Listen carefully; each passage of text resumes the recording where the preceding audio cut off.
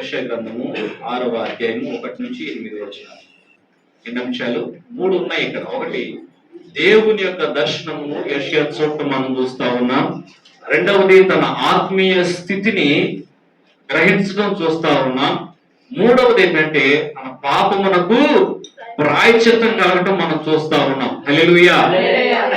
అయితే మొదటగా చూసినట్లయితే, రాజు అయిన ఉజ్జియా మృతి నొందిన సంవత్సరమున అత్యున్నతమైన సింహాసనమునందు ప్రభువు ఆసీనుడై ఉన్నాడు. యెషయా ఏం చూస్తున్నాడంటే దేవుని యొక్క దర్శనాన్ని చూస్తా ఉన్నాడు. హల్లెలూయా. దేవుడు తనకు కలిగినటువంటి దర్శనంలో దేవుడు ఎలా ఉన్నాడంటే మహిమతో ఉన్నాడు. ఏ మనిషి కూడా దేవుణ్ణి నేరుగా చూడలేడు. చూసి ఏ మనిషి కూడా బ్రతకలేడు, బ్రతక చాలడు. ఎందుకంటే మోషే ఆ 40 రోజులు ఎక్కడున్నాడు? సీనాయి పర్వతం మీద ఉన్నాడు. దేవునితో మాట్లాడుతా ఉన్నాడు, దేవునితో సహవాసం చేస్తా ఉన్నాడు. ఆ ప్రతి దినము కూడా ఆయన దేవుని సన్నిధిలో ఉంటూ ఉన్నాడు. అలాంటి మోషే ఏం చేశాడంటే తనకు ఒక ఆలోచన కలిగింది. మోషే ఆయన అంటున్నాడు కదా, దేవాన్ని నిన్ను చూడాలనుకుంటున్నాడు. Lord, I want to see you. దేవుడు ఏమంటున్నాడంటే నా ముఖాన్ని చూడాల్తున్నారా? దేవుడు ఏమో సెలవిస్తాడంటే మోషేతో, మోషే ఏ మనిషి కూడా నన్ను చూసి బ్రతకజాలడు.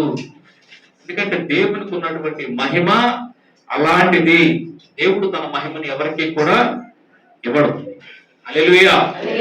ఇక్కడ దేవుని యొక్క మహిమ అంత మహిమ కలిగి ఉన్నాడు. అయితే యెషయా ఎలా చూస్తున్నాడంటే దర్శనంలో చూస్తా ఉన్నాడు. రాజు అయినటువంటి ఉజ్జియా మృతి నొందిన సంవత్సరమున అత్యున్నతమైన సింహాసనమునందు ప్రభు ఆసీనుడై ఉండగా నేను చూచి ఆయన చొక్కాయి అంచులు దేవాలయమును నిండుకొనెను. దేవాలయం అంటే చిన్నదే కాదు, దగ్గరగా 33 ఎకరాల స్థలం విస్తీర్ణం ఉన్నటువంటి దానిలో సొలొమోను దేవాలయం కట్టబడింది. హల్లెలూయా. చిన్న దేవాలయం కాదు, చాలా పెద్ద దేవాలయం. ఎందుకంటే యూదుల సమాజం అంతటికీ కూడా, ఇశ్రాయేలీల అంతటికీ కూడా కట్టబడినటువంటి ఏకైక మందిరం అది. అన్ని లక్షల మంది వచ్చి మందిరంలో నిలబడాలంటే అది చిన్న స్థలమే కాదు, చాలా పెద్ద స్థలం అది. ఓకేనా? ప్రజెంట్ ఇప్పుడు చూసుకున్నట్లయితే దాన్ని టెంపుల్ మౌంట్ అంటారు. దేవుని యొక్క మందిరం ఎక్కడ ఉందంటే చూడండి, ఇదే యెషయా గ్రంథము 2వ అధ్యాయము 2వ వచనం ఒకసారి చూడండి. 2:2లో దేవుని యొక్క మందిరం ఎలా ఉంటుందో దాని నమూనా ఒకసారి. అంత్య దినములలో పర్వతముల పైన యెహోవా మందిర పర్వత శిఖరమున స్థిరపరచబడి కొండల కంటే ఎత్తుగా ఎత్తబడును. దానిలోనికి వచ్చేది ఎలా? కొండలన్నిటికంటే ఎత్తుగా ఎత్తబడుతుందంట. ఏ కొండ మీద మందిరం ఉందో చెప్పగలరా మీరు? ఏ పర్వతం మీద ఉందో చెప్పగలరా? దేవుని యొక్క మందిరం సియోను. హల్లెలూయా. సియోను పర్వతం మీద ఆ 33 ఎకరాల విస్తీర్ణంలో ఈ మందిరం అనేది ఉంది.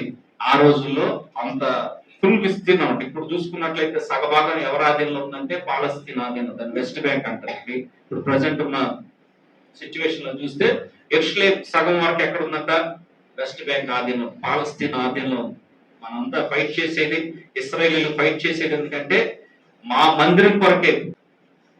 యెరూషలేమా నిన్ను ప్రేమించువారు వర్ధిల్లుదురు. యెరూషలేంలో ఏముంది? సియోను పర్వతం ఉంది. సియోను పర్వతం మీద ఏముంది? సొలొమోను కట్టినటువంటి దేవుని మందిరం అనేది అక్కడ స్థాపించబడింది. ఒక్కసారి కట్టినప్పుడు బాగానే ఉంది. ఫస్ట్ సారి ఎవరు దాన్ని కూల్చేశారు? బబులోను రాజు అయినటువంటి నెబుకద్నెజరు దాన్ని కూల్చేశాడు.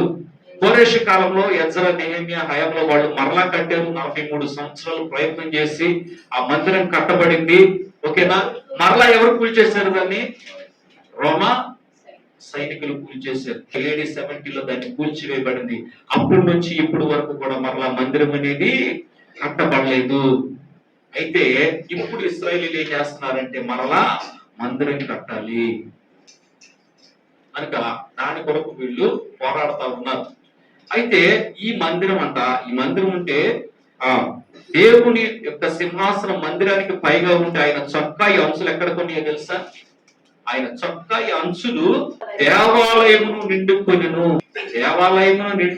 ఆయన అంచులుంటే దేవాలయానికి పైగా ఆయనకి ఎంత ఉంటాడు? ఆలోచన చేశారా? దేవాలయమే చాలా ఎత్తైనటువంటిది, కొండల కంటే ఎత్తుగా ఎత్తబడినటువంటి ప్రదేశంలో ఉంది. ఆయన చొక్కాయి అంచులు దేవాలయమును 33.5 ఎకరాల విస్తీర్ణం ఉన్నటువంటి ఆ దేవాలయపు అంచుల్ని నిండుకొని ఉంటే ఆయనకి ఎంత ఉంటారు? దేవాలయానికి పైగా ఆయన ఉన్నారు. అయితే చూస్తా ఉన్నాడు ఆ యొక్క దర్శనంలో ఆయనకు పైగా శరాపులు అంటే మహాదూతలు, కెరూబులు శరాపులు అంటారు. ఇద్దరు ఉంటారు, ఓకేనా? కెరూబులు శరాపులు వీళ్ళు నిలిచి ఉండి ఒక్కొక్కరికి 6 రెక్కలుండెను. ప్రతివాడు 2 రెక్కలతో తన ముఖమును, రెంటితో తన కాళ్ళను కప్పుకొనొచ్చు, రెంటితో ఎగురుచుండెను. దేవుని దూతలు, దేవుని సముఖములో ఉండే దూతలు కూడా మహిమలో ఉంటారు, కానీ దేవుని యొక్క మహిమను చూసే అంత శక్తి వాళ్ళకి లేదు.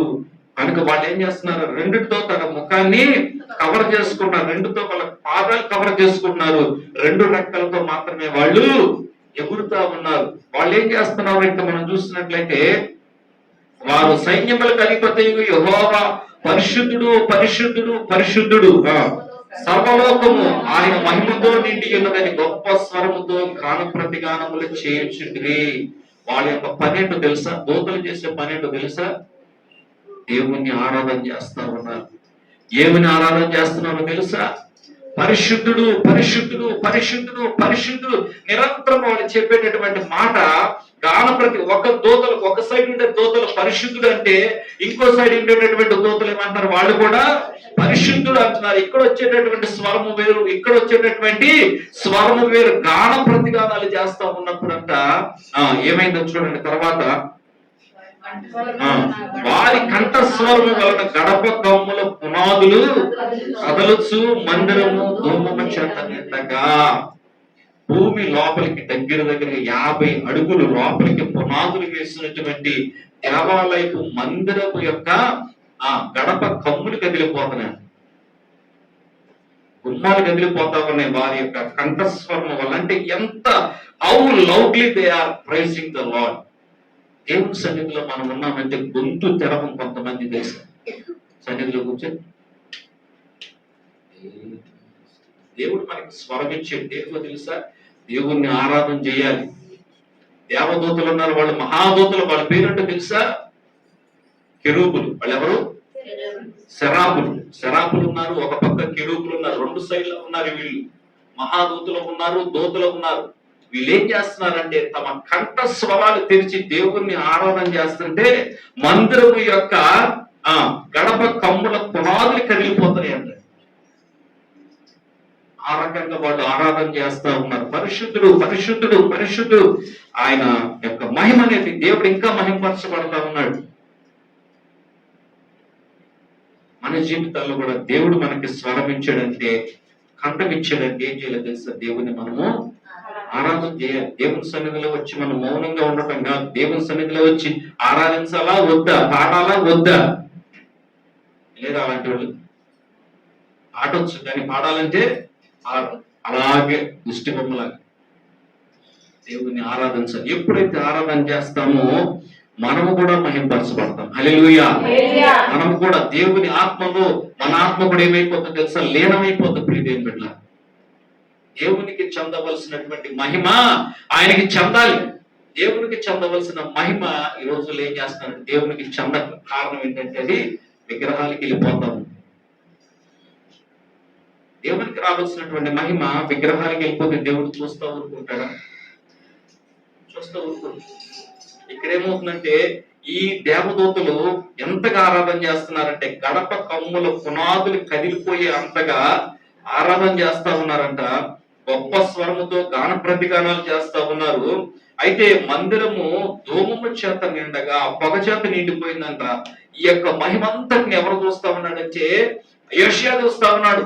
యెషయా యొక్క పిలుపు ప్రవక్తగా పిలువబడటం గల కారణం ఏంటంటే, ముందుగా వచ్చి నా సువార్తను ప్రకటించిన దేవుడే చెప్పల. యెషయా దేవుడు ఏర్పాటు చేసుకున్నాడు.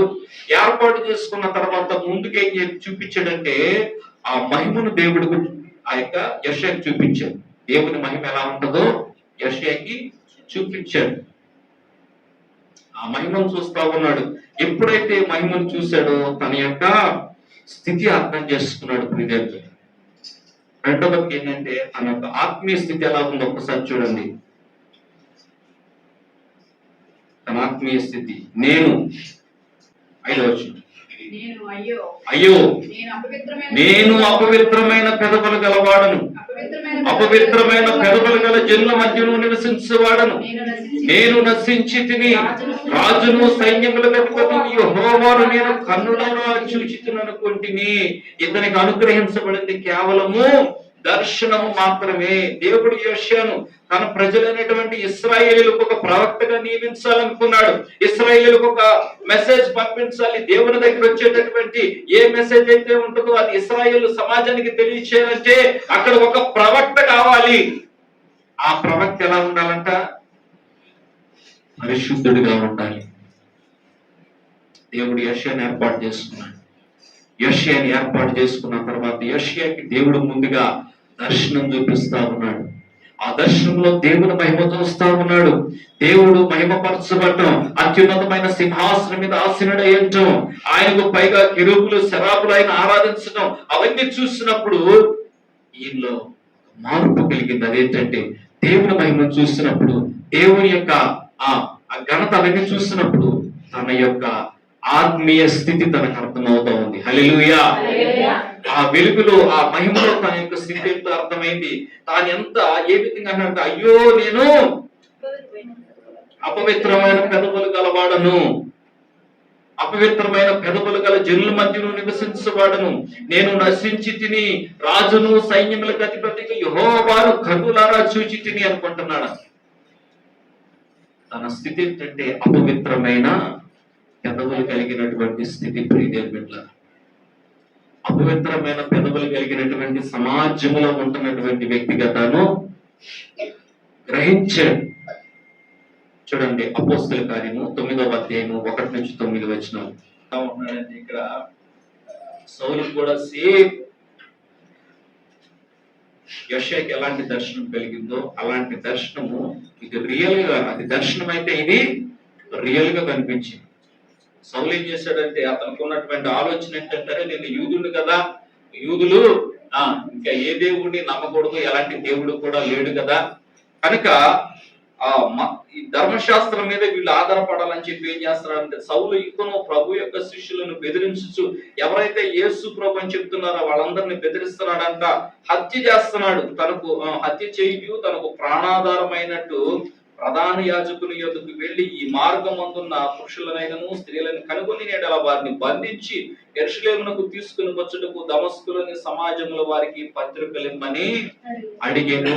సౌలు యొక్క పని ఏంటంటే, ఇతను కూడా ఒక పరిసయ్యుడు, ఇతను కూడా ధర్మశాస్త్రాన్ని బోధించేటటువంటి వాడు. గమలీయేలు దగ్గర ఇతన్ని 12 సంవత్సరాలు వేదాంత విద్యను అభ్యసించాడు. మాటలు కాదు, ఎంతో నాలెడ్జ్ సంపాదించాడు. ధర్మశాస్త్రాన్ని గురించి చాలా విషయాలు కూలంకషంగా, చాలా క్షుణ్ణంగా చాలా విషయాలు ఇతను తెలుసుకున్నాడు.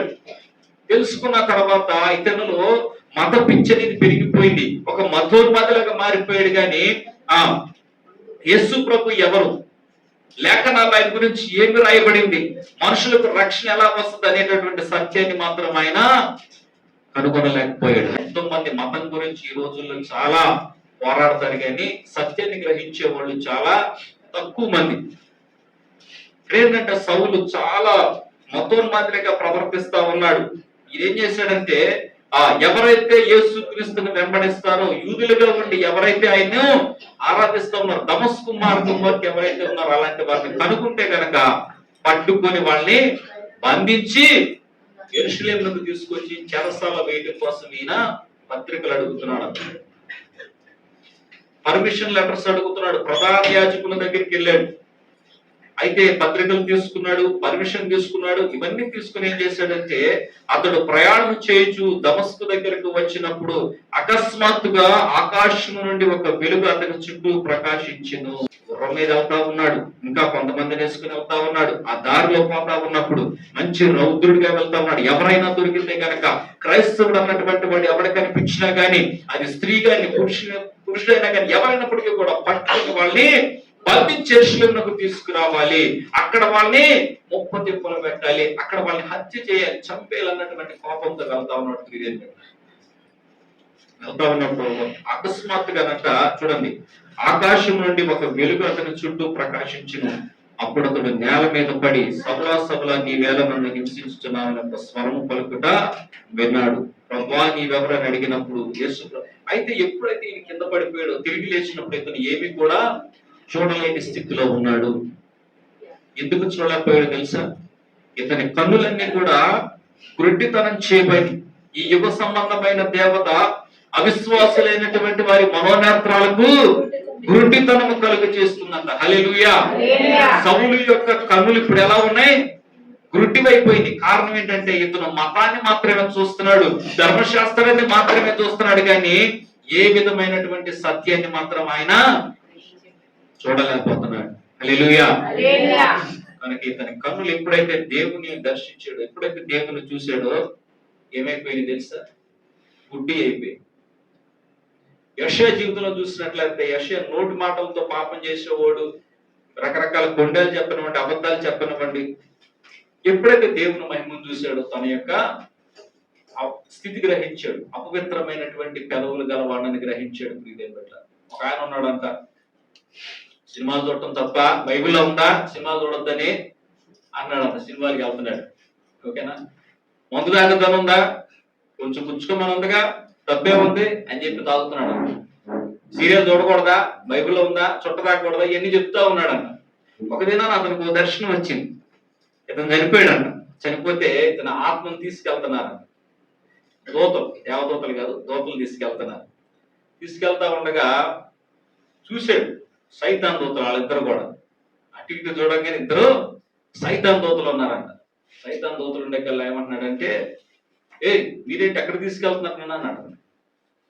నిన్ను నరకానికి తీసుకెళ్తున్నా అన్నారంట. నరకానికి తీసుకెళ్ళి అంత పని నేనేం చేశాను అన్నాడంట. నువ్వు చేయాల్సిన పనులు అన్ని నువ్వు చేసేవిలే, కానీ పదాకి నరకానికి వెళ్దాం అన్నారంట. అన్నాడంట, లేదు నేను యేసు ప్రభువుని నమ్ముకున్నాను, ఆయన నాకు బాగా తెలుసు, మీరెవరు నా పక్కన వచ్చి ఉంటాయి, అసలు మీరు సైతాన్ దూతలు నా దగ్గర ఉంటాయి వీల్లేదు ఇక అన్నాడు. అన్న తర్వాత నేను దేవుని దగ్గరికి వెళ్ళాలి, ప్రభు దగ్గరికి నేను వెళ్ళాలి, మీరు కాదు నన్ను తీసుకెళ్లాల్సిందని చెప్పారు. చెప్పిన తర్వాత ఏం చేశాడంటే, ప్రభు దగ్గరికి వెళ్తావా, సరే అయితే పరలోక రాజ్యం దాకా తీసుకెళ్తాంలే అన్నారన్న. గేటు దగ్గర దాకా తీసుకొచ్చేది. అక్కడి నుంచి కేకలేస్తాడంట, ప్రభు నన్ను కాపాడు ప్రభు, నేను భూమి మీద మందిరానికి వెళ్ళేవాడిని, చర్చికి వెళ్ళేవాడిని, కానుకూడ వేసే ప్రభు, నన్ను కాపాడు అన్నాడు. సరే నా బిడ్డను ఒకసారి రమ్మను. ఆయన జాలిగలవాడు కదా దేవుడు, అలాగే రెండు చేతులు చెప్పి రమ్మన్నాడు. ఆయన మహిమను ఎప్పుడైతే ఇతను చూశాడో, పరలోక రాజ్యంలో అడుగు పెడితే ఇతని యొక్క క్రియలన్నీ ఎలా కనపడతాయి అంటే మురికి గుట్టలా కనబడి, ఒక్క క్షణం కూడా పరలోక రాజ్యంలో ఉండలేక అక్కడి నుంచి గిరగిర తిరిగి ఎక్కడ పడ్డాడంటే పాతాళ పడ్డాడంట. అక్కడ అగ్ని కాల్చేస్తుంటే అమ్మో అయ్యో నేడుస్తున్నాడు. నిజంగానే అమ్మో అయ్యో అంటున్నాడు. అలావిడిచ్చి లేకుందండి, ఏమంటే ఏంటి అమ్మో అయ్యో అన్నాడు. కళ్ళు తెరిచి ఇది కళ అన్నాడంట. హల్లెలూయా. ఇది కళ అన్నాడంట.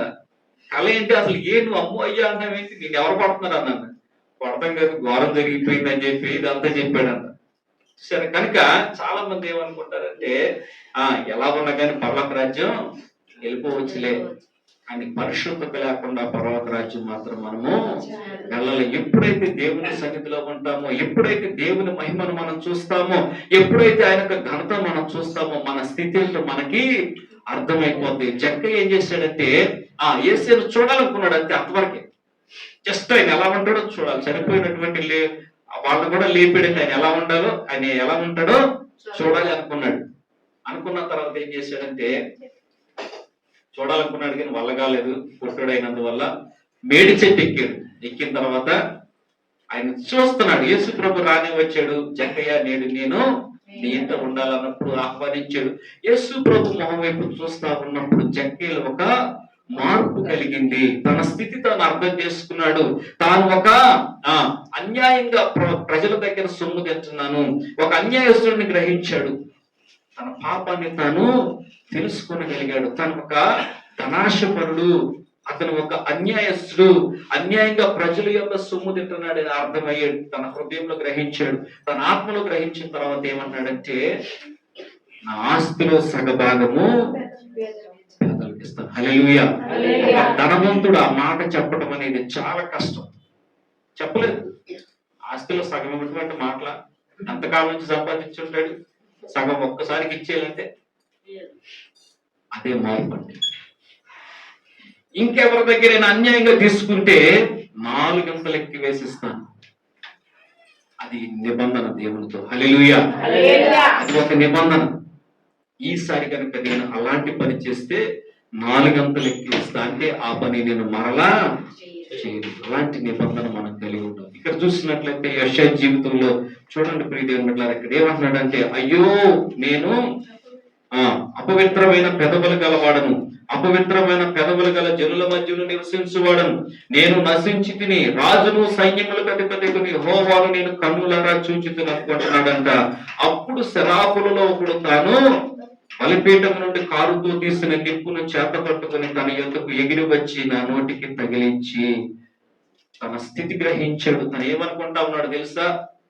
నేను అపవిత్రమైన పెదవులు గలవాడు, నేను అపవిత్రమైన పెదవులు గలవాడు, అయ్యో నేను నశించిపోతున్నాను, అయ్యో నేను నశించిపోతున్నాను, అయ్యో నా చుట్టూ ఉన్న వాళ్ళందరూ కూడా అపవిత్రులే అని చెప్పి తనలో తను అనుకుంటా ఉన్నాడు. తన స్థితి తను గ్రహిస్తా ఉన్నప్పుడు ఏం చేశాడంటే, ఆ శరాపులలో ఒకడు తాను బలిపీఠం మీద నుండి కారుతో తీసిన నిప్పును చేత పట్టుకొని నా యొద్దకు ఎగిరి వచ్చి నా నోటికి దాన్ని తగిలించి, ఇది నీ పెదవులకు తగిలిన గనక నీ పాపమునకు ప్రాయశ్చిత్తమాయెను, నీ దోషము తొలగిపోయేను అని.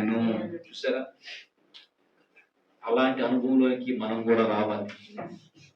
పెదవులు కాల్చబడిన అనుభవంలోకి మనం రావాలి ప్రియమైన బిడ్డలారా. హల్లెలూయా. ఇంకా మాటలు ఏంటంటే అబద్ధాలు చెప్తా ఉంటారు. చూడండి కీర్తనల గ్రంథము 31:18 ఒకసారి చూడండి. కీర్తనలు 31:18. అబద్ధికుల పెదవులు మూయబడును గాక, వారు గర్వమును అసహ్యమును అగపరచుచు నీతిమంతుల మీద కఠోరమైన మాటలు పలుకుదురు. చూసారా? అబద్ధికుల యొక్క పెదవులు ఏం చేస్తాడంటే దేవుడు మూసిపారేస్తాడు. కీర్తన 52:2-5. మోసం చేయువాడా, వాడిగల మంగళ కత్తి వలె నీ నాలుక నాశనము చేయ ఉద్దేశించుతున్నది. మేలు కంటే కీడి చేయుటయు, నీతి పలుకుట కంటే అబద్ధము చెప్పుటయు నీకు ఇష్టం. కపటమైన నాలుక గలవాడా, అధిక నాశనకరములైన మాటలే నీకు ఇష్టం. కావున దేవుడు సదాకాలము నిన్ను అణగగొట్టును, నిన్ను పట్టుకొని ఆయన నీ గుడారములో నుండి నిన్ను పెళ్లగించును, సజీవుల దేశంలో చేయును. హల్లెలూయా. మోసం చేసేటటువంటి మాటలు ఎలా ఉంటాయి అంటేనంట, వాడిగల మంగళ కత్తిలా ఉంటుందంట. మోసం చేసేవాడికి కనికరం ఉండదు. అయ్యో వాడు ఎంత కష్టపడి సంపాదించుకున్న డబ్బులు అయ్యే ఉండదు. వాడికి ఏం కావాలంటే ఏకాడికి మోసం చేసి దాని నుంచి వచ్చేటటువంటి సంపాదన కావాలంట. తర్వాత చూడండి, కపటమైన నాలుక గలవాడా, అధిక నాశనకరములైన మాటలే నీకు ఇష్టము. కపటము ఏం చేస్తుందంటే మనిషిని ముంచేస్తుంది. మోసం ఏం చేస్తుందంటే మనిషిని తన దగ్గర ఉన్న డబ్బంతా కూడా పోయేలా చేస్తుంది. కనుక మోసం చేసే వాళ్ళు ఉన్నారు, కపటంగా మాట్లాడేటటువంటి వాళ్ళు ఉన్నారు. వీటికి దేవుడు ఇచ్చేటటువంటి గతి ఎలా ఉంటుందంటేనంట, కావున దేవుడు సదాకాలము నిన్ను అణగగొట్టును, నిన్ను పట్టుకొని ఆయన ఈ గుడారంలో నుండి నిన్ను పెళ్లగించును, సజీవుల దేశంలో నుండి నిన్ను నిర్మూలన చేయును. వాళ్ళకి ఈ నోటి మాటలు ఎలాంటివి చేస్తాయంటే చివరికి ఒక మనిషిని నిత్య నరకాగ్నిలోకి గెంటేసి అక్కడ మనిషి అక్కడ కాలిపోతూ ఉంటాడు. చూసారా? భయంకరమైనటువంటి స్థితి నాలుగు వలన కలుగుతా ఉంది.